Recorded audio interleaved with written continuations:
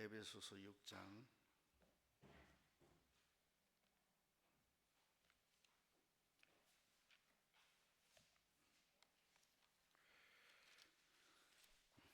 에베소서 6장 10절.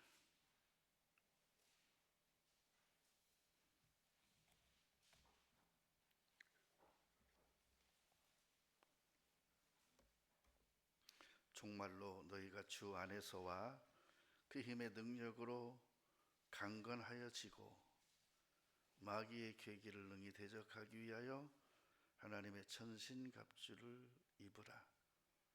우리의 씨름은 혈과 육에 대한 것이 아니요 정사와 권세와 이 어두움의 세상 주관들 자들과 하늘에 있는 악의 영들에게 대함이라. 그러므로 하나님의 전신갑주를 취하라. 이는 악한 날에 너희가 능히 대적하고 모든 일을 행한 후에 서기 위함이라. 그런즉 서서 진리로 너희 허리띠를 띠고 의의 흉배를 붙이고 평안의 복음에 예비한 것으로 신을 신고 모든 것 위에 믿음의 방패를 가지고 이로써 능히 악한 자의 모든 화전을 소멸하고 구원의 투구와 성령의 검 곧 하나님의 말씀을 가지라. 모든 기도와 간구로 하되 무시로 성령 안에서 기도하고 이를 위하여 깨어 구하기를 항상 힘쓰며 여러 성도를 위하여 구하고 또 나를 위하여 구할 것은 내게 말씀을 주사 나로 입을 벌려 복음의 비밀을 담대히 알게 하옵소서 할 것이니 이 일을 위하여 내가 쇠사슬에 매인 사신이 된 것은 나로 이 일에 당연히 할 말을 담대히 하게 하려 하심이니라.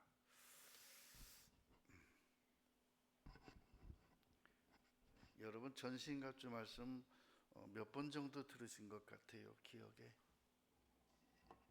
몇 번 정도 들으신 것 같아요? 전신갑주 말씀을 제 기억에 서너 번 한 것 같아요. 참고로 저는 기억력이 많이 없다는 거 기억력이 참 약하다는 거.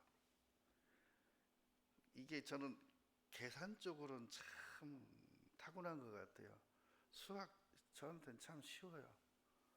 근데 역사, 암기 이런 거 있잖아요. 취약해요. 앞에서 암기하고 뒤돌아서면 잊어버려요. 근데 잊어버렸는데 사지선다성 하면은 알겠는데 쓰라 그러면 못 써요. 기억력이 조금 약해요. 저는 참 기억력이 약해요. 어떤 때는 내가 한 말도 기억을 못해요. 어디 갔던 거 기억 못해요. 누가 왔던 거 기억 못해요. 기억 못하는 게 아니라 아예 머릿속에 기록이 안 돼 있어요. 어제 저녁에도 저희 집사람 뭔 얘기하는데 저희 집사람이 그때 무슨 일이 있었고 누가 왔었고 하는데 난 그분들이 왔다는 기억이 전혀 없어요. 아예 이렇게 흐릿한 긴가민가 그런 것도 없어요. 그렇게 저는 그런 것에 대한 기억력이 없어요. 딱 기억력 두 가지. 이름 잘 외우는 거. 옛날에는 참 자동차 번호판도 잘 외웠었는데 이건 이제 지나갔고. 수학은요 가만히 설명을 들으면요 이해가 돼요. 그러면 풀어줘요. 그래서 일타 강사들의 수학 이렇게 설명 들으면요 내가 다시 학교 다녔으면 그래도 상위권에 들었겠다 그런 생각이 들어요. 그런 것들이 결국은 성경을 보는 데 있어서 많은 작용을 했어요. 놀라지 마세요. 근데 그것이 성경을 많이 가리웠어요. 어디까지나 그것은요 수학일 수 있고 공학일 수 있고 그런 거지 그것이 성경을 푸는 데는 전혀 도움이 안 돼요.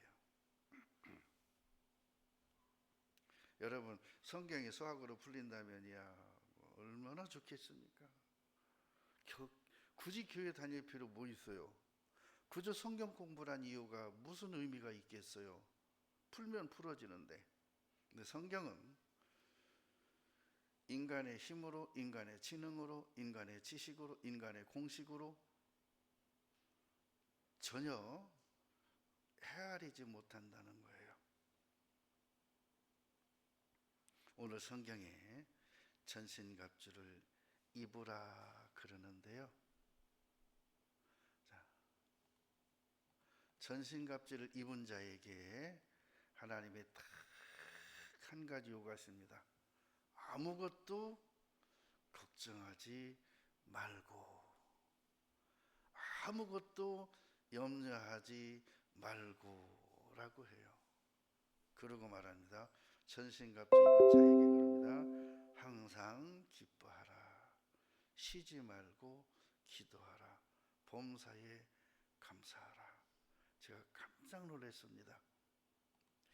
이 전신갑주 말씀이 에베소서 6장 10절부터 어디까지 말씀이라고 생각하세요?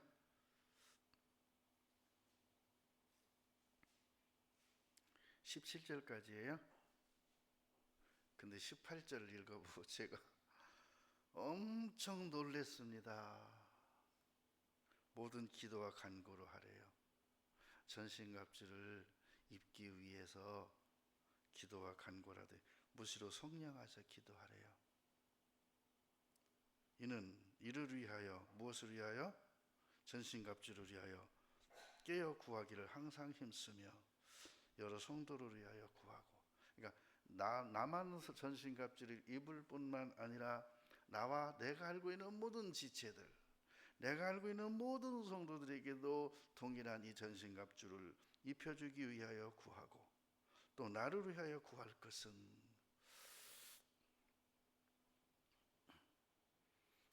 사도 바울도 사람인지라 전신갑주를 입었음에도 불구하고 불안한 때가 있었고, 근심된 때가 있었고, 약해질 때도 있었고, 그리고 반대로 표독함이 나오기도 했었어요. 그죠?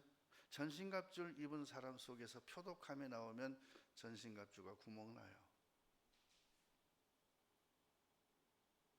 내게 말씀을 주사 나로 입을 벌려 복음의 비밀을 담대히 알리게 하옵소서 할 것이니, 이렇게 기도해 달라는 거예요. 그래서 이것이 20절까지입니다. 전신갑주의 말씀이. 제가 항상 여러분한테 주기적으로 천루역정을 보라는 이유가 있어요. 우린 우리 영화관에서 봤잖아요.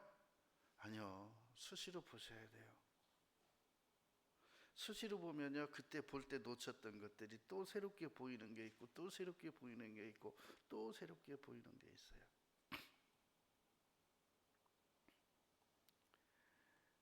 이 크리스찬이 전신갑주를 입은 후에는요, 예전에 자기가 뒷짐을 지고 갈 때 항상 옆에서 속살거림으로 인해서 좌우로 치우쳤을 때보다 더 강한 사단 마귀의 거꾸로 뛰름을 당합니다. 패대기침을 당합니다. 던짐을 당합니다. 그런데 좌우로 치우칠 때보다 마음이 더 평안합니다. 정말 다시 일어날 수 있을까 할 정도로 갔다가 마귀가 갔다가 사정없이 패대기 쳐버립니다. 일어날 때 힘들다고 표현 안 합니다. 힘들게 일어나지 않습니다. 빨딱 일어납니다. 뭐가 그로 사단을 이길 힘을 준 게 아니라, 사단이 시험을 주고 사단이 자기를 거꾸로 때릴 때 거꾸로 때림을 당하지 않는 것이 무엇이냐?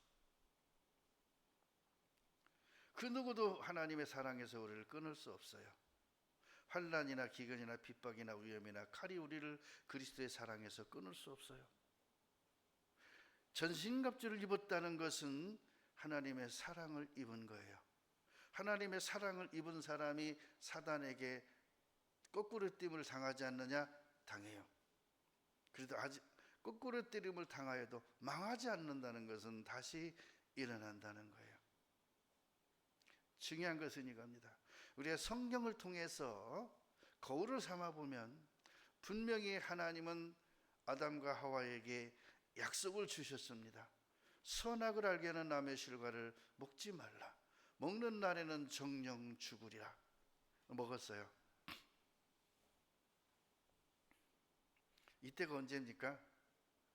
천루역정화라 하면 죄짐을 지고 살아가는 상태예요.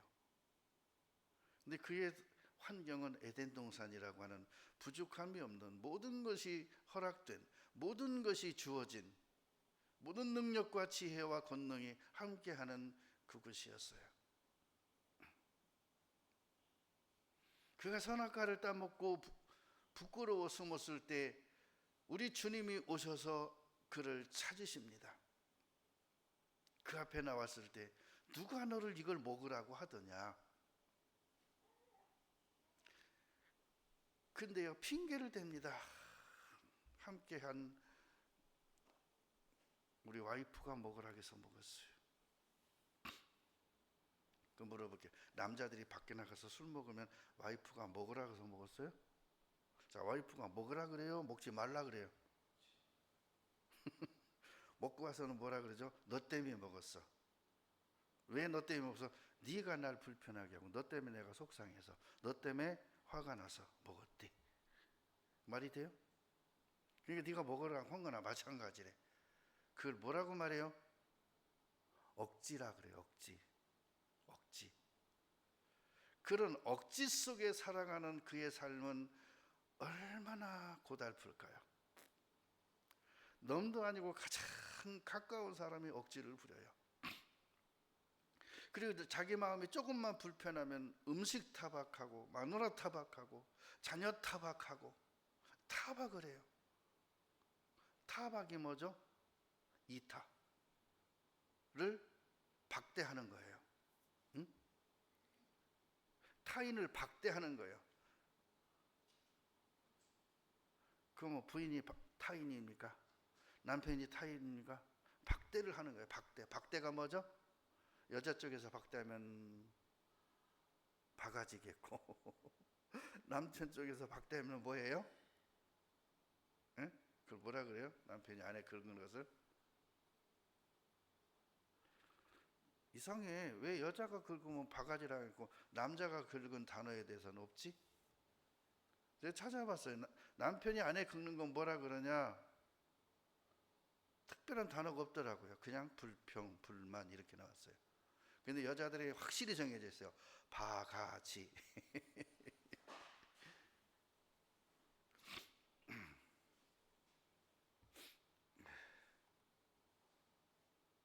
제가 한 가지 이렇게 생각해 봤습니다. 과거에는 내가 마음을 지키지 못해서, 내 환경에 감사하지 못해서, 내게 주어진 하나님이 허락한 권세와 능력과 지혜와 그 모든 것이 주어진 약속이 어떤 의미이고 어떤 것인지를 인지하지 못할 때였다고 합시다. 그래서 속아서 먹었다고 해요. 근데 하나님은요, 왜 먹었냐 할 때 갖가지 이유를 들고 함께하게 한 이 여자가 먹으라 해서 먹었다 그러고 막 그렇게 여자에게 그럼 왜 먹었냐 했더니 뱀이 먹으라 해서 먹었다 그러고 막 책임전가합니다. 근데요, 놀라운 것이 있습니다. 그들이 참 책임전가하는 그들에게요, 하나님은 용서라고 하는 가죽옷을 지어 입히십니다. 잘못했습니다 할 때 지어준 게 아니에요. 회개합니다 할 때 지어준 게 아니에요. 그냥 하나님 편에서 무조건 짐승을 잡아서 그 가죽을 지어 입힌 거예요. 근데 그 가죽을 입은 것을 전신갑주라고 저는 대입을 해봤습니다. 아담과 하와가 입은 옷이 뭐라고요? 전신갑주. 그러면 전신갑주를 입게 되면 제일 먼저 하는 것이 진리의 허리띠를 띠는 거예요. 진리로 네 가장 중심을 매라는 거예요. 진리로 너를 붙잡아 메우라는 거예요. 진리의 허리띠.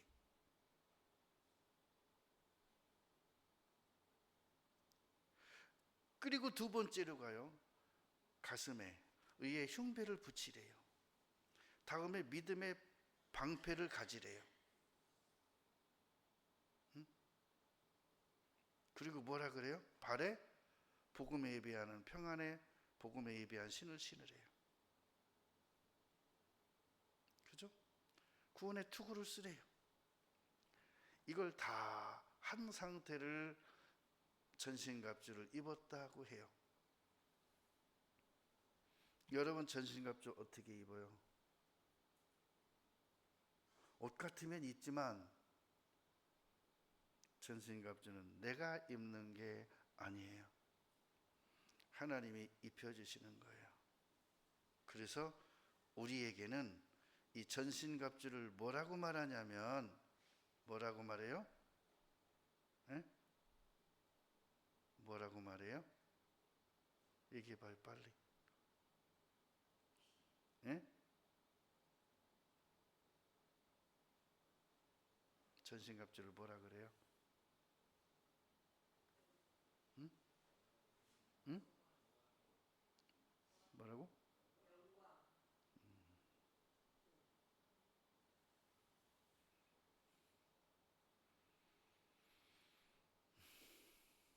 이 전신갑주를요 겉에 입는 게 아니라 마음속에 새기는 거예요. 전신갑주는 겉에 입는 게 아니에요. 그냥 겉은 어디에 육체죠? 전신갑주는 육체에 입는 게 아니에요. 전신갑주는 어디에 입어요? 영혼이 입는 거예요.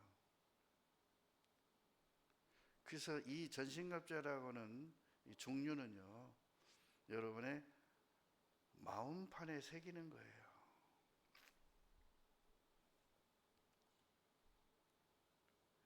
여러분 아담과 하와가 전신갑주를 입고도 왜 하나님께로 돌이키지 못하고 에덴 동산에서 쫓겨납니까? 아니 전신갑주를 입고도 에덴 동산에서 쫓겨난다는 것은 무슨 말이에요? 하나님이 입혀주신 것은 마음판에 새겨야 되는 거예요. 그렇지 않으면 입어도 힘이 없고 왜?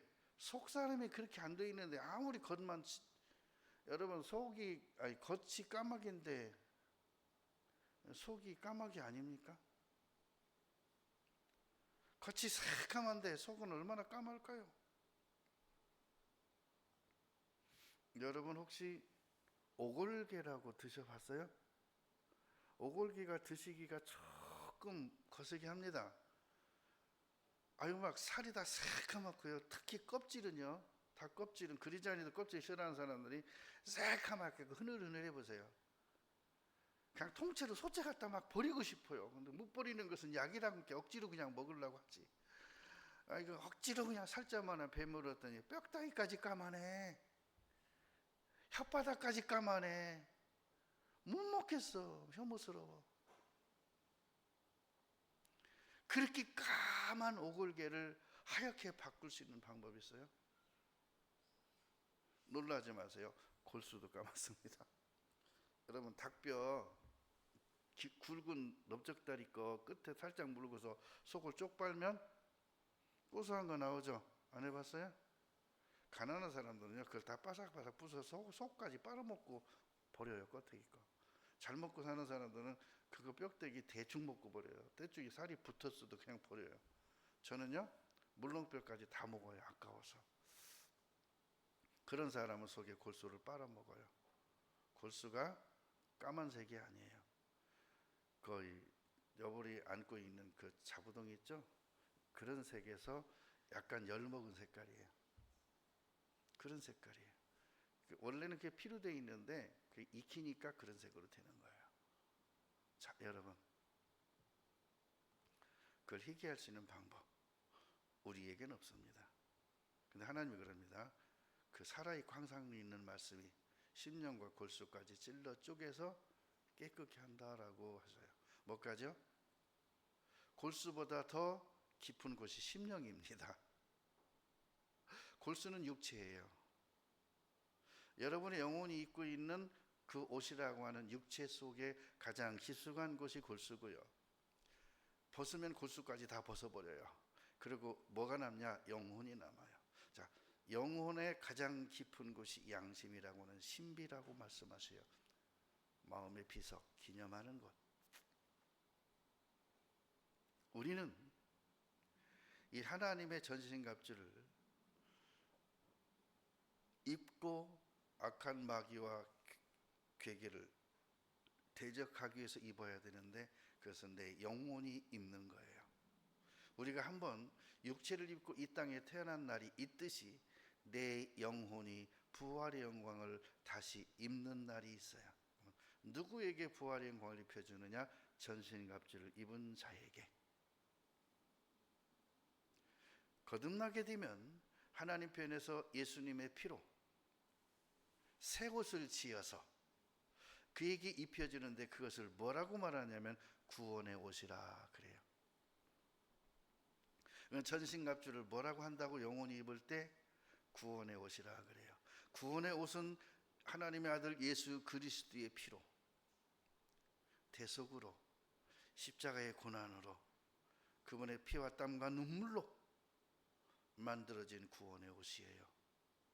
그 구원의 옷을 입은 자를 의롭다 칭하시고, 의롭다 하신 그들을 부르시고, 그렇죠? 그러시는 거예요. 그들에게 최종적으로 약속한 것이 썩지 않고 더럽지 않고 쇠하지 아니하는 영광스러운 옷, 부활의 영광인 거예요. 에베소서 6장 14절에 이랬습니다. 그런즉 서서 진리로 너희 허리띠를 띠고. 허리띠는 뭐라고요? 진리의 띠를 띠라는 거예요. 묻겠습니다. 진리의 허리띠는 어떻게 떼요? 응? 진리의 허리띠는 어떻게 띱니까? 다니엘서 10장 5절에는요, 허리에 오바스 정금의 띠를 띈대요. 제사장의 에봇에게는요, 허리띠를 띱니다. 그래서 우리에게는요, 에레미야 13장 2절로 4절에 여호와의 말씀을 띠라 그러고, 그걸 사서 허리에 띠라 그래요. 에레미야에게. 그러면 말씀으로 허리띠를 삼아서 띠래요. 그럼 이거 어떻게 띠는 거예요? 말씀을 벨트에 새겨서 벨트 차면 그게 말씀을 허리에 띈 거예요? 그럼 여러분이, 남자들은 거의 100% 허리띠를 띠고 삽니다. 양복을 입는 사람들은 허리띠를 띠요. 안 띠면 후크가 고장나고 내려가요. 허리띠에 앞뒤로 성경 기절 써봤자 몇 구절 쓰겠어요? 그렇게 띠라는 게 아니잖아요. 허리띠는 어떻게 떼요? 말씀이라 그랬잖아요. 말씀은요, 마음의 띠를 삼아 마음에 기록하는 거예요. 말씀은 마음에 기록하는 거예요. 어제 허리띠 띄었다고 오늘 안 띄면 어떻게 돼요? 어제 띈 거 아무 의미가 없어요. 지금이 문제인 거예요. 지금이. 어제 띈 거 그건 어제 일이에요. 내일 띄어야 되는 거예요. 오늘 띄었다고 내일 안 뛸 거야, 허리띠? 그럼 그 옷을 입지 말아야지. 무슨 옷을 입어야 돼요? 에? 고무줄 들어간 거 입어야지 뭐. 고무줄은 허리띠가 아닙니다. 고무줄은 허리띠가 아니에요. 군인들은 또 하나 띠는 게 있어요. 바지 끝에 링을 넣어요. 그러면 바지가 통다리처럼 쫙 옷이 펴져요. 군화를 신잖아요. 그리고 군화 속으로 이 바지를 넣고서 군화를 쫙 맬 때 뭘 넣고 매냐면 링이란 게 있어요. 세련된 링을 넣고서 꽉 줘요. 그러면 링이 바지를 딱 잡아가지고요, 군인으로서의 아주 멋진 폼이 나와요. 그죠? 그래서 내가 가끔 여자분들한테 뭐 군대 몇 년씩 갔다 올 게 아니라 몇 개월이라도 한 번씩은 갔다 와면 좋겠다. 군인을 한번 경험해 보면 좋겠다. 왜 아담과 하와가 구원의 옷을 입었어요? 가죽 옷을 입었어요. 하나님이 전신갑주를 입혀주셨어요. 그러면서도 불구하고 그가 왜 에덴 동산에서 쫓겨날 수밖에 없었을까요? 그 약속, 그 구원을 마음판에 띄지 못했기 때문이에요. 그래서 이 진리의 허리띠는 어떻게 띠는 것이냐? 세상 길을 걸으며, 세상 길을 가며, 인생길을 걸으며, 좁은 길을 걸으며 반납 기뻐하는 것이 뭐라고? 진리의 길을 걷는 거예요.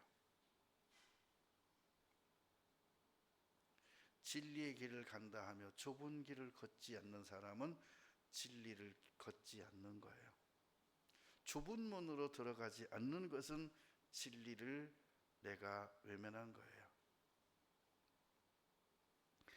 좁은 길을 갈 때 진리의 길을 좁은 길이라 그래요. 그 길을 가면 성령이 함께 하셔요. 좁은 길을 걸으며 항상 기뻐하는 것, 주의 영이 함께 함이라. 성령이 계시네. 나와 함께 하시네. 좁은 길을 걸으며 밤낮 기뻐하는 것, 주의 영이 함께 함이라.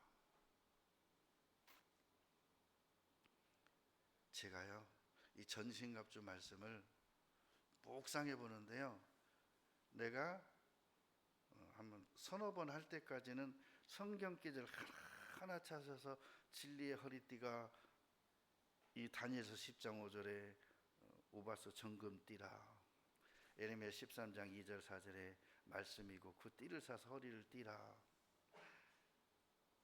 요한복음 10장 34절에 그 예수님의 옆구리를 찔러서 심장의 피까지 물까지 다 쏟은 것이 나를 위해서, 내 허리띠를 위해서, 그 말씀이신 그분이 내 마음속에 그 피로 기록하기 위해서 그 피를 쏟으신 것이다. 그래서 이 허리띠를 띈 사람은 항상 등불을 켜고 서 있어야 된다라고 말씀드렸을 거예요. 이 허리띠를 띠고 등불을 켜고 서 있으라. 신랑이 홀랑 올 때 맞이하길 기다려라. 그래서 허리띠를 띠고 등불을 킬 때는 뭘 하나 더 준비하고? 여분의 기름을 준비하고. 기억나시죠? 말씀드린 거.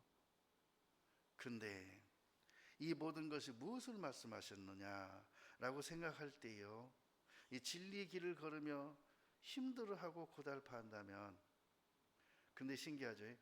진리 길을 가는 사람이 있고 따라가는 사람이 있는데 대부분이 그 길을 가는 사람은 그렇게 힘들어하지 않는데 따라가는 사람이 힘들어해요. 제가요, 기술자 밑에서 시다를 해본 적이 있어요. 기술자가 힘들까요? 시다가 힘들까요? 한겨울에 그 전봇대 위에 올라가서, 예? 기술자가 전봇대 위에서 교치고 있습니다. 밑에서 시다가 그걸 쳐다보고 이러고 서 있습니다. 누가 더 힘들까요? 당연히 올라간 사람이 힘들지. 누가 더 힘들까요? 밑에 있는 사람이 훨씬 힘들고 훨씬 춥고 훨씬 배고프고 훨씬 손시렵고, 위에 사람은 올라가서 그 쇠만진이 얼마나 손시렵겠습니까? 근데 거기 사람은 땀을 뻘뻘 흘려요. 밑에 사람은 쳐가지고 막 언제 끝나요? 이러고 있다니까요. 제가 밑에서 시다 해봤더니요, 위에 사람은요, 내가 힘든지도 모르고 열심히 해요. 그리고 나중에 내려와서 그래요.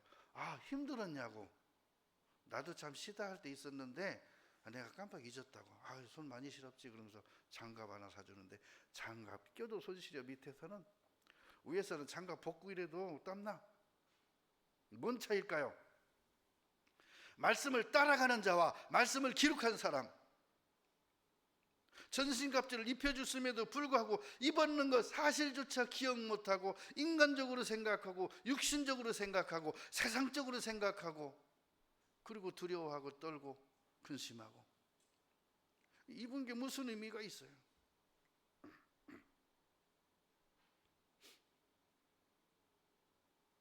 여러분, 무엇이 말씀을 허리에 띠고 등불을 켜고 서 있는 것이냐? 말씀을 내 안에 기록하고 이 전신갑주 구원의 옷을 입은 것에 대한 감사가 있게 되면 성령이 안에서 불을 떼줘요. 열이 나요. 안 쳐요.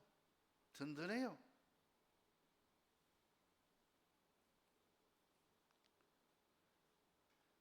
그런데 앞서가는 아브라함은 빈들로 가도 감사했고 광야로 가도 감사했고 먼지가 풀풀 나고 물 한 모금 나지 않는 곳으로 가도 생수의 근원이신 하나님이 내 앞서 가심으로 말미암아 결코 줄이지 아니할 것을 믿고 가니 그는 농사하여 백배를 얻었고 양떼들이 물 못 먹어 죽은 적 한 마리도 없고 병들어 죽은 적 한 마리도 없어요. 조카 롯은 정말 푸른 초장을 찾아갔고 결국은 어디까지 갔어요? 소돔과 고모라까지 갔는데 그 양떼들은 다 어떻게 됐어요? 다른 데서 다 팔려갔어요. 소모라 고모라 성내에서 그가 염소치기 했겠습니까? 양치기 했겠습니까? 여러분 여기서 서울로 올라가면 농사짓니까? 서울에 가서 농사져요? 누가 농사질 땅도 없고 빌딩 숲에서 무슨 농사를 짓습니까? 그러니까 서울에서 올라간 할머니가요 할 일 없으니까 아파트 밑에 뭐 있어요? 앞에 꽃밭이 있죠. 거기를 파가지고 거기다 뭘 심어. 근데 거기는 잔디를 심어놨는데 다 해갖고 잔디를 전부 뽑아내고 거기다 상추 몇 개 심으니까 관리소 아저씨가 뭐라 하는지 아세요? 원상복구 하세요. 원상복구 하는데 여기서 여기까지 이제 70만 원 물으세요. 무슨 소리냐고. 이거 노는 땅, 풀 나는 땅 내가 풀 뽑아줬는데 뭔 소리 하냐고. 그러면 이제 그 아들 딸들은 막 얼굴이 사색이 돼가지고 엄마 그게 아니고 설명해도 이해가 안 돼. 이 무슨 소리야 이게 다 풀 뽑았는데 차라리 나한테 하루 일당 주라고. 내가 존일하지 않았냐고. 이게 뭘 모르는 사람인 거예요. 우리가 시골에 살 때는 시골이 그런 가치관이 있고 모든 것이 있지만 서울로 올라가면 시골의 법도가 다 바뀌어버려요. 인생의 판도가 다 바뀌어버려요. 환경이 다 바뀌어버려요. 여기서 시골처럼 살면 그는 시골에 내려가야지 여기 살 사람이 아니요. 우리가 세상에서 살 때는 그렇게 살았지만 하나님의 앞에서는 하나님 나라에 와서는 그렇게 사는 게 아니에요. 진리로 허리띠를 뜨고 등불을 켜고 서 있는 것이 그것이 가져올 은혜를 생각하고 가져올 은혜 주님 다리 재림하시는 날 나를 위해 가져올 영광을 생각하고 이 땅에서 참고 기다리며 가난하게 살지라도 시골 모양은 버리는 거예요. 그래서 옛사람은 벗어버리고 이랬습니다. 베드로전서 1장 한번 찾겠습니다.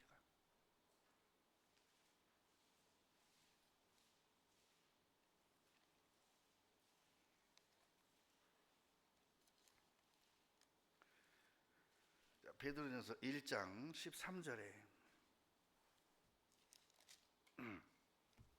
그러므로 너희 마음의 허리를 동이고 마음의 허리를 어떻게 동이라고요? 말씀으로 자기를 근신하여 예수 그리스도에 나타나실 때 그님 다시 나를 데리러 재림하실 때에 너희에게 가져올 은혜 그때 빈손으로 안 오셔요. 뭘 가지고 와요? 은혜 속에 뭐가 들어있어요? 은혜는 선물이죠. 선물은 상자 속에 들어있어요. 선물 상자 포장 속에 들어있어요. 예쁘장 꽃무늬로 되어 있어요. 온전히 바랄지어다.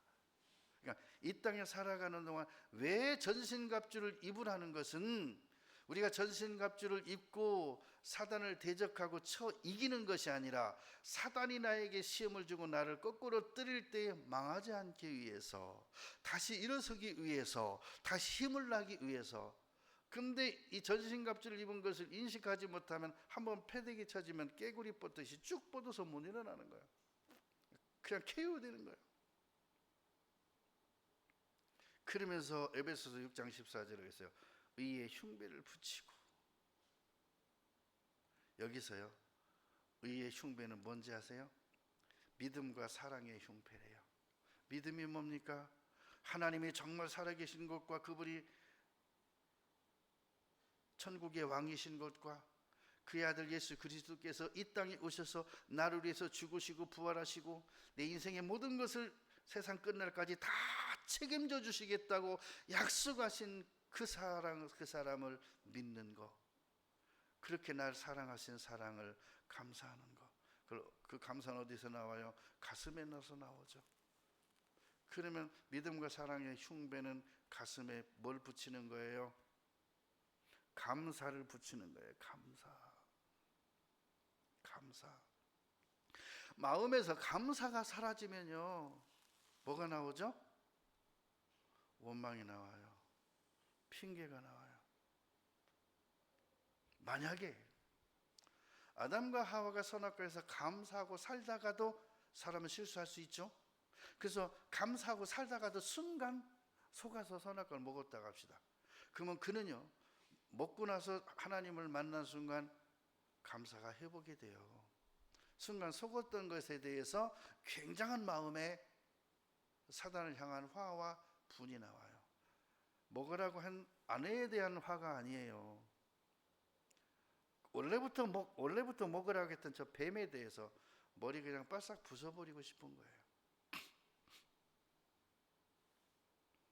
근데 뱀이 얼마나 독한지 아세요? 뱀이 있길래 발로 머리를 꽉 누른 다음에 모가지를 삽으로 탁 낫으로 쳐서 끊어버렸습니다. 얘가 머리를 밟은 상태에서 놓아지기만 하면 날 물으려고 얼마나 속으로 악을 썼겠어요. 탁 놨는데 잘라진 몸이 이렇게 움직이다가 잘라진 머리 쪽으로 이렇게 닿았어요. 닿으니까 잘라진 머리가 지 몸뚱이를 꽉 물어버리고는 막 이래요. 물고서 얼마나 악이 받쳤는지. 그 상태로 안 놓더라고. 계속 가더라고. 나중에 물은 상태에서 그대로 죽어요. 그게 마귀예요. 그게 마귀예요. 우리는 그들같이 독하지 않아요. 우리는 마귀같이 그렇게 표독스럽지 않습니다. 우리는 비둘기같이 선합니다. 우리는 하나님의 양심을 가졌습니다. 우리는 예수님의 마음을 가졌어요. 그들을 그렇게 대적해서는 못 이깁니다. 그렇죠? 그래서 아담과 하와가 뱀에게 속았지만 그들 이길 힘은 그들을 전신갑주 입고 대적하는 것이 아니라 그 대적은 하나님이 자기를 향한 에덴 동산을 창설하시고 자기를 그곳에 두신 그분의 계획, 그분의 뜻, 나를 향하신 그분의 마음, 그분은 나를 믿었는데 내가 그 믿음을 배반했다라고 하는 아주 절제절명의 내가 배반자가 된 것, 이런 것을 진실로 마음에 생각하면요, 그런 상태에서 전신갑주 가죽옷을 지어 입혔다고 생각하면요 어떨까요? 지금은 이제 용서받았지만 선악과를 먹었다는 확실한 그 과거 때문에 먹기 이전의 마음은 안 돼요. 그죠? 먹기 이전의 마음의 상태가 안 돼요. 그럼 하나님을 대해도 먹었다는 그 때문에 하나님과의 그 관계가 서먹서먹해졌어요. 그러면 아담과 하와가 뭐라고 회개했을까요? 이 모든 것을 용서해 주시니 감사합니다. 그러면서 한 가지, 이 구원의 즐거움을 회복시켜 주십시오. 과거에 하나님과의 나와의 그 참 좋았던 관계를 회복시켜 주십시오라고 했겠죠. 근데 그렇게 안 해요. 그러고 쫓겨나요. 구원의 옷을 입고도, 가죽옷을 입고도, 전신갑주를 입고도 회개치 않으면 다 이와 같으리라 라는 말씀이 있어요. 누구와 같아요? 거울로 주신 아담과 하와의 모습, 가인의 모습, 그리고 또 누구예요? 예수님을 판 유다의 모습이 되는 거예요. 유다, 예수님이 용서해 주셨습니다. 가인, 용서해 주셨습니다. 아담과 하와 용서해 주셨습니다. 우리들 하나님의 영원한 속죄를 이루어 주셨습니다. 그러면 우리는 구원의 옷을 입었습니다. 우리는 전신갑주를 입었습니다. 그리고 좁은 길을 걸으며 진리의 길을 걸으며 밤낮 기뻐하는 것, 감사죠. 감사치 못한 나를 향하여 보면서 하나님 앞에 감사를 회복시켜 주옵소서라고 기도하는 것이 에덴 동산의 회복이요, 구원의 회복이요, 그렇죠? 하나님과 나와의 관계의 회복입니다. 그것은 화목제물 드려서 드리는 게 아니에요. 하나님 앞에 범죄하였으므로 하나님과 나와서의 화목이 깨졌습니다. 죄의 담이 하나님과 나의 사이를 가리웠습니다. 이것을 구약시대에는 약속으로 주신 것이, 율법으로 제정하신 것이 화목제라는 거예요. 누구에게 화목제가 주어지느냐? 속죄제사 드렸는데 속죄제사가 하나님 앞에 연락된 사람, 그 사람만 화목제를 드릴 수 있는 자격이 주어지는 거예요. 번제를 드렸는데 하나님이 그 제사를 받으시고 용서해 주신 사람, 용서받은 사람만이 화목제를 드릴 수 있는 거예요. 그래서 화목제를 드렸습니다. 그러면 회복이 되나요? 화목제의 진정한 예배는요, 감사의 제사예요. 감사로 제사 드리는 자가 하나님을 영화롭게 하나니라고 말씀하셨어요.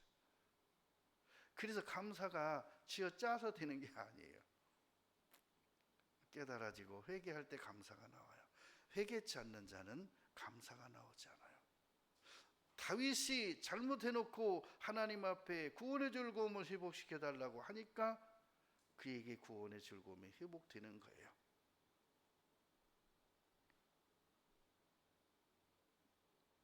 그렇죠? 그러고 말합니다. 복음에 예비한 신을 신고. 자, 복음에 예비한 신은요, 복음이 뭡니까? 예수님 죽으시고 부활하시고 천국에 영원한 약속이 있는 하나님의 약속이죠. 예비한 신, 예비가 뭐죠? 약속이죠. 복음이 예비된 거예요. 이 땅에서 복음을 받았는데 예비된 신은 하나님 앞에 가서 받는 거예요. 근데 그것을 한번 생각해 보시죠. 복음을 듣고 깨달았습니다. 내가 믿은 겁니까? 하나님이 믿음을 주신 거예요. 믿음은 선물이에요. 그럼 예비된 신은 평안의 복음에 예비한 신이래요. 평강이래요. 평강은 천국 외에는 평강이 없습니다. 이 땅엔 평강 없어요. 그러면 탕자에게 신을 시켜줬는데 왜 신을 시켜줬을까요? 탕자한테. 응? 탕자한테 왜 신을 시켜줬을까요?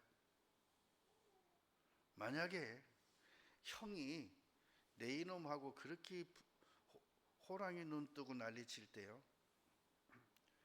그 동생에게 평안이 없었다면요, 중간에 형 때문에 힘들어서 다시 뛰쳐나갈 수 있어요.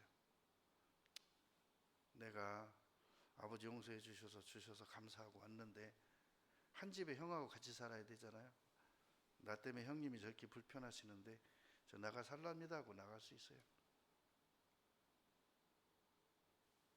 이 평안의 복음에 예비한 신은요, 그 참소하는 참소자, 율법을 넘어선 아버지의 사랑이에요. 아버지의 용서예요. 내가 용서했으니까 누가 뭐래도 너는 괜찮아. 네 죄를 내가 영원히 속했으니까 누가 뭐라 그래도 괜찮아 하는 거예요. 근데 참소는 끊이지 않아요. 부단히 찬사합니다. 저놈은 아버지 재산을 창기와 함께 말아먹었지 않았습니까? 아버지 얼굴에 목칠하지 않았습니까? 돼지치기가 뭡니까 도대체? 굶어 죽어도 죽었지 왜 그런 짓거리 합니까?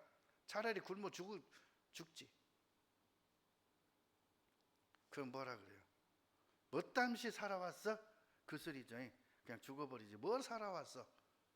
그게 할 말입니까?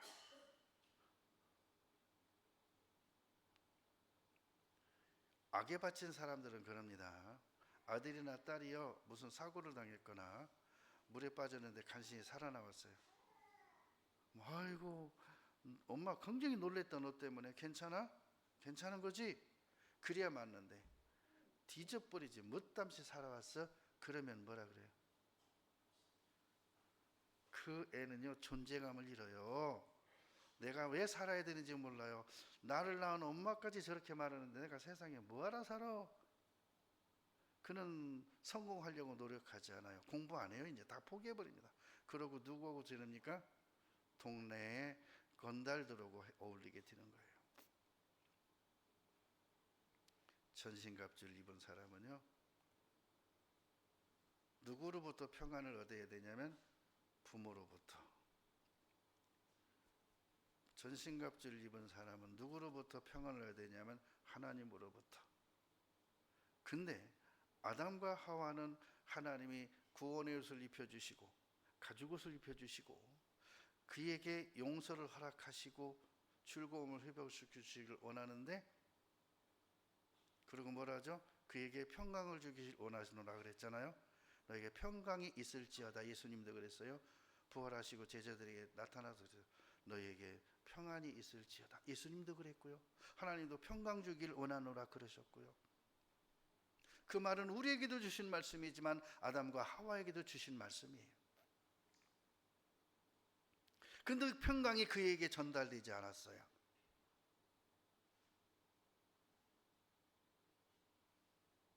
평안을 너에게 꽂히노니 곧 나의 평안을 너에게 주노라.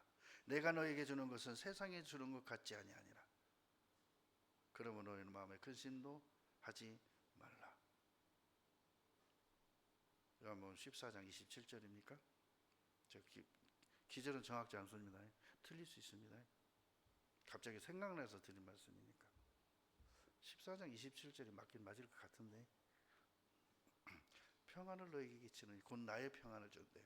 그러니까 난 평안치 못하는데 그 사람한테 마음 편하게 해. 그러면 평안이 옵니까? 평안을 주려면요 그 일을 책임져 주면서 평안하라고 하면 평안이 와요. 지금 나에게 죽게 생긴 일이 있습니다. 걱정하지 마. 이 또한 지나가리라. 평안할 거야. 네가 그러면 그런 상황에서 그렇게 말할 수 있어? 남의 말이니까 그러지. 근데 이 또한 지나가리라가 아니라 해결해야 지나가지. 걱정하지 마. 내가 해결해 줄게. 그러면서 급히 있는 자기 있는 걸 딱 털어주면서 일단 이거 갖고 시도해. 내가 돌아가는 대로 나머지 내가 다 해결해 줄게.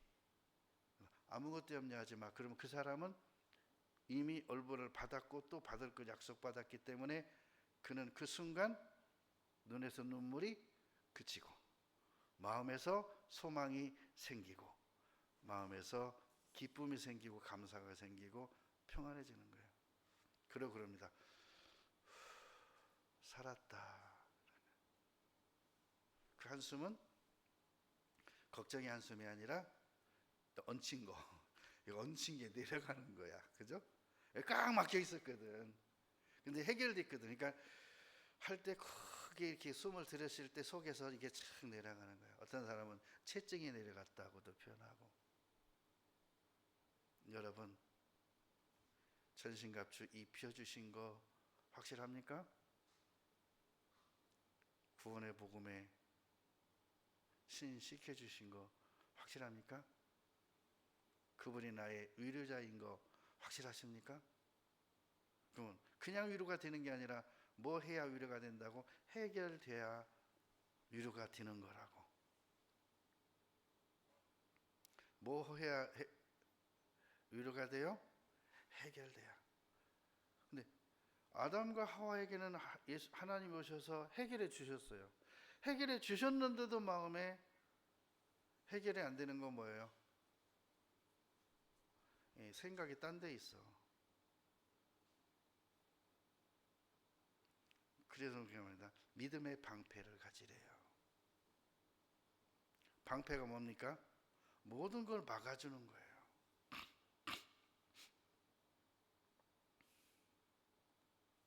어느 사람이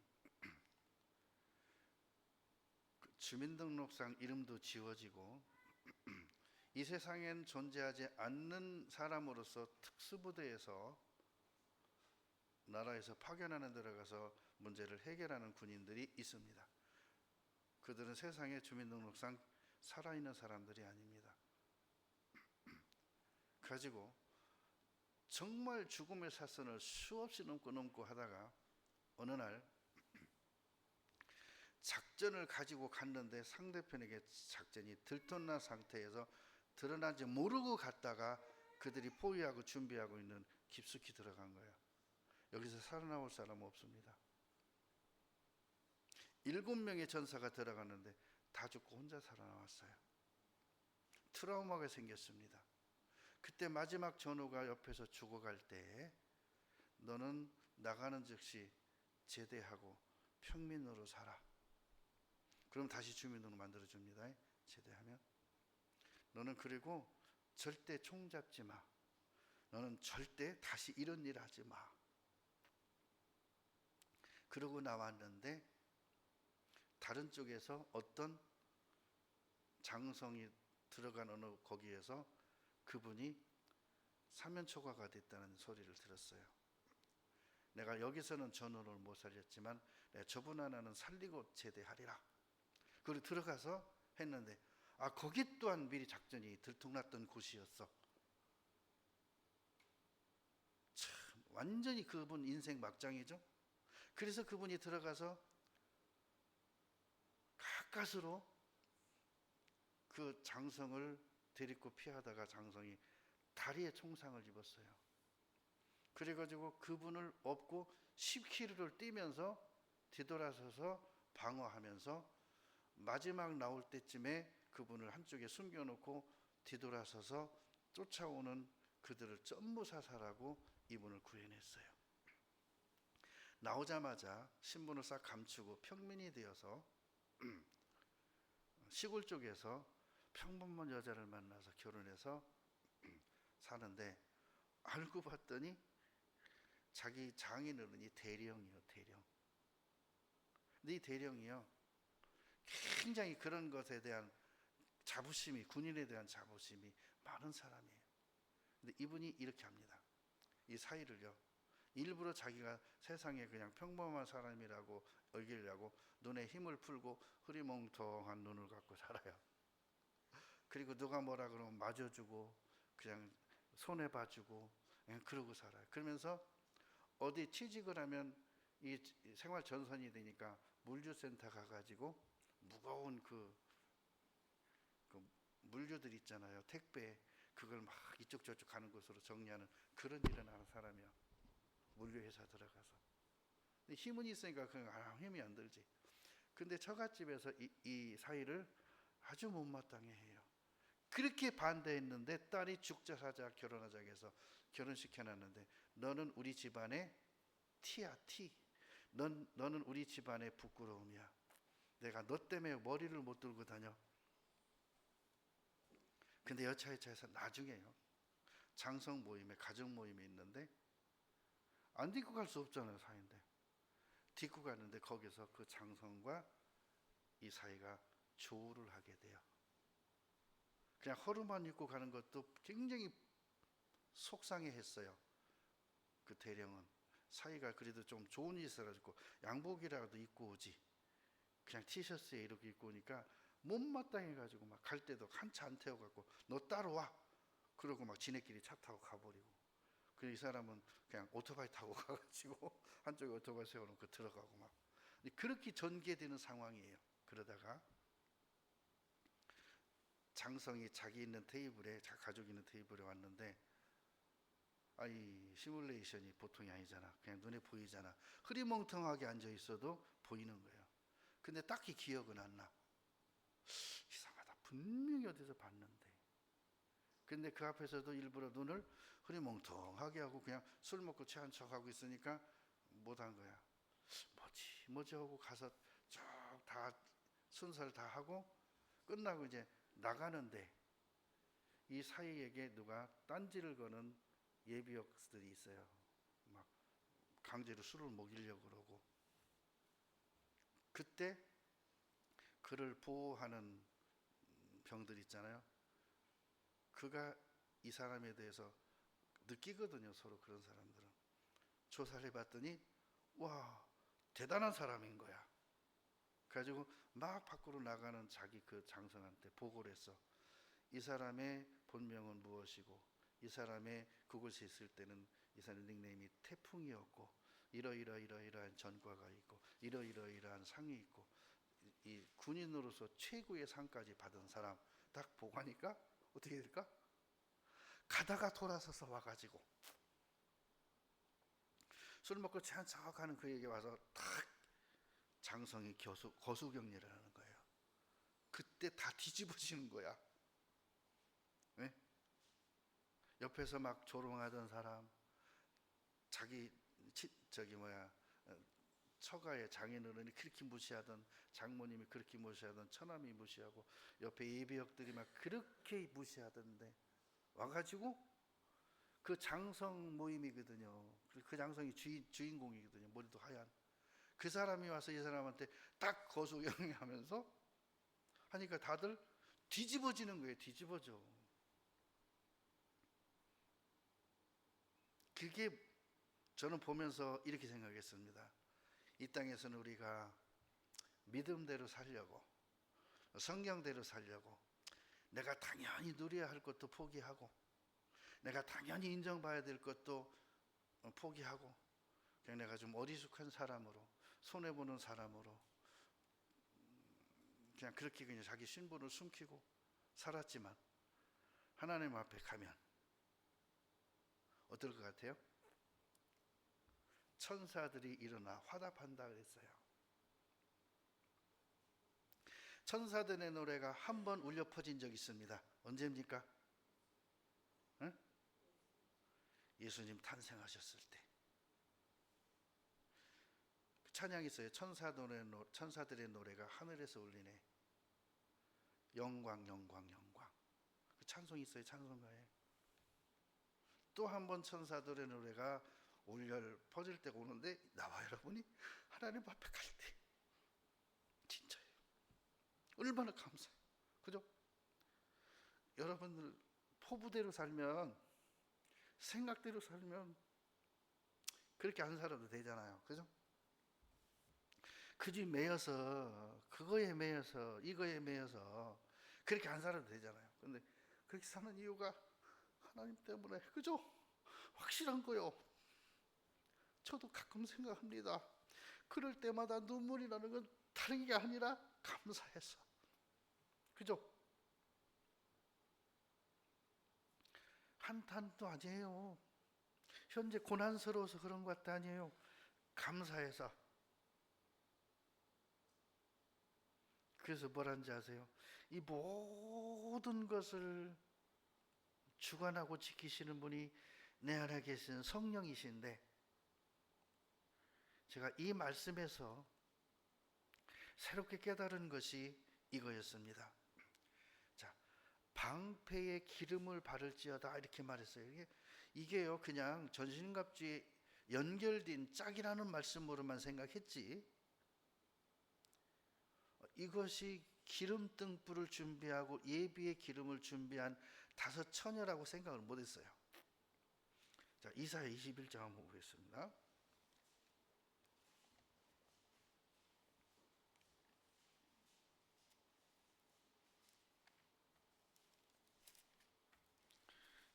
이사야 21장 5절에 그들이 그 바르던 구스와 21장 5절, 그들이 식탁을 베풀고 파수꾼을 세우고 먹고 마시도다. 너희 방백들아 일어나 방패의 기름을 바를지어다. 방백들도 방패를 들고 있어요. 파수꾼도 들고 있겠죠. 근데 뭐라 그래요? 방패의 기름을 바르래요. 여기가 뭐 하는 곳이에요? 식탁을 베푼 곳이에요. 식탁. 그래서 그랬어요. 혼인잔치에, 그죠? 그 신랑을 위하여, 신부를 위하여 들러리들이 있잖아요. 그들이 이제 신랑이 신부 집에 올 때에 혹은 신부가 신랑 집에 올 때에 그 집에서 언제 올지 모르니까 등불을 예비하고 불을 켜고 기름을 들고 준비하고 있으라, 예비하고 있으라, 예기치 않은 때에 오리라. 그 등불을 들고 서 있으라 그랬잖아요.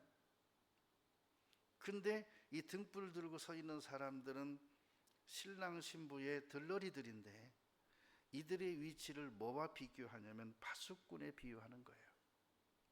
그러면서 뭐라고 말하냐면은 기름을 바르래요.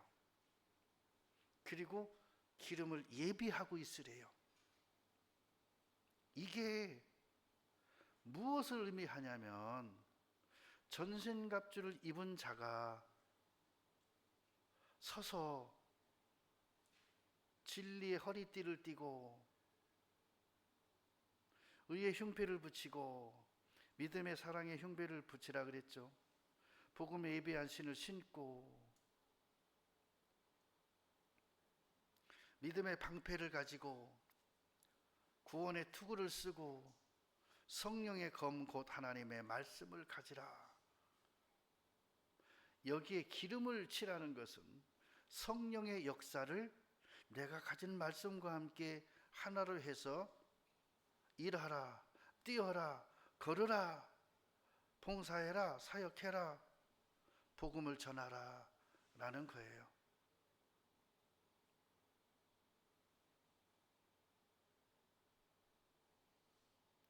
그러면 그것이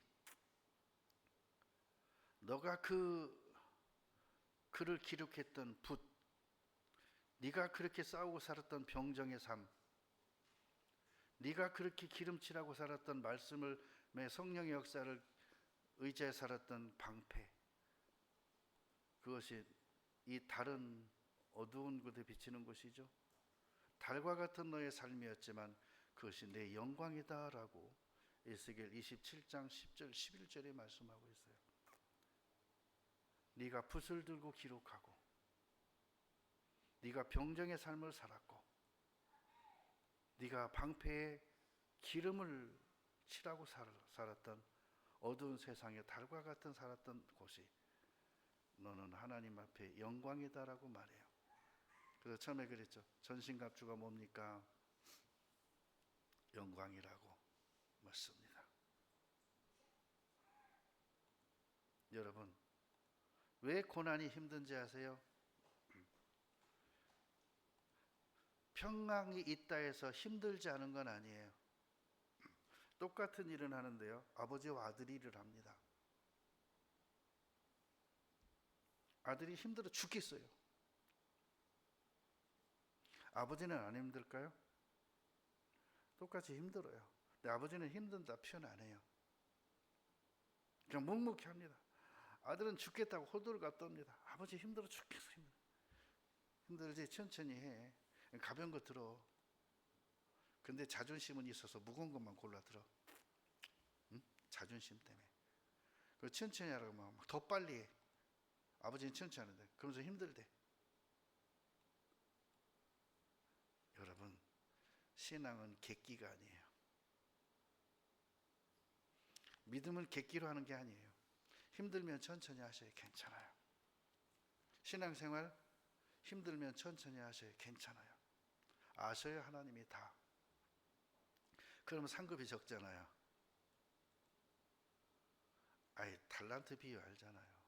나한테 1달란트든 2달란트든 있다면 그걸 5달란트 받은 자에게 주어서 같이 하도록 하면 돼요. 누구한테 부탁하면 돼요. 그러면 상 같아요. 근데 어지는 모르게 나에게 준 거 내가 안 하면 안 될 것 같고 구약에 맡겨진 것은 내가 아니면 안 됩니다. 맞습니다. 근데 예수님이 율법의 요구를 이루신 후에는 못해도 괜찮습니다. 떠나거나 뒤돌아서거나 좌우로 치우치지만 안 하면 돼요. 전신갑주?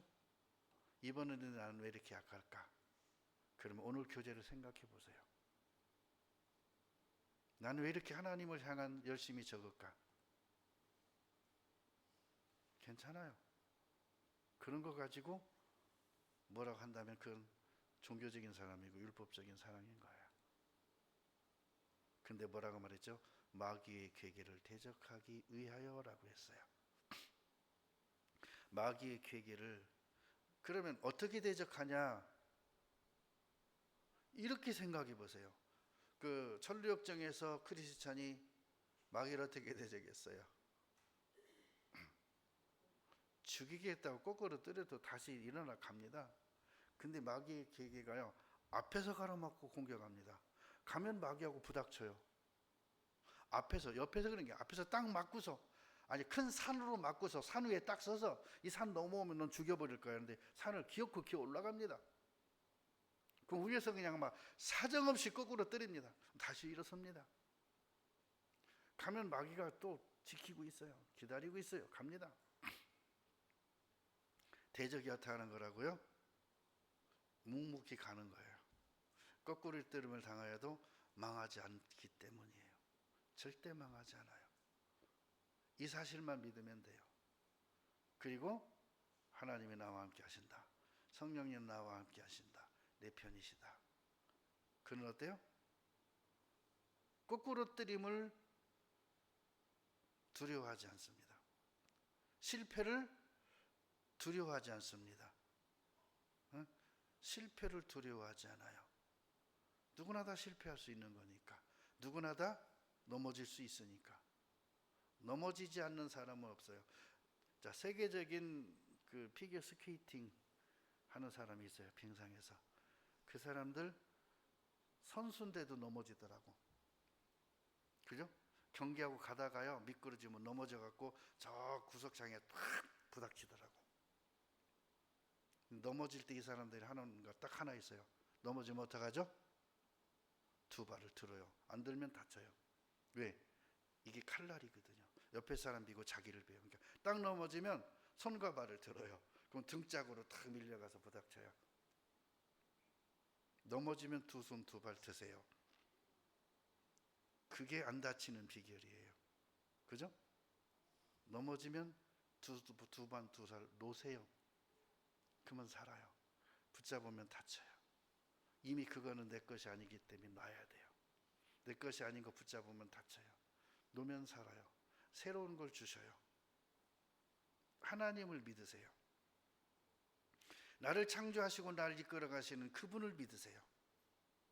절대 망하지 않습니다. 이 일이 안 된 것은 하나님의 뜻일 수 있어요. 다른 길이 있을 수 있어요.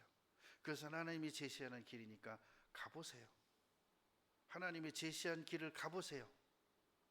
반드시 내가 생각한 성공, 내가 생각한 어떤 입지, 그거보다 더 좋은 결과가 나올 겁니다. 그렇죠? 내가 계획할지라도 그 걸음을 인도하시는 분은 하나님이십니다. 전신갑주를 입은 자는 그 마음을 지키셔야 돼요.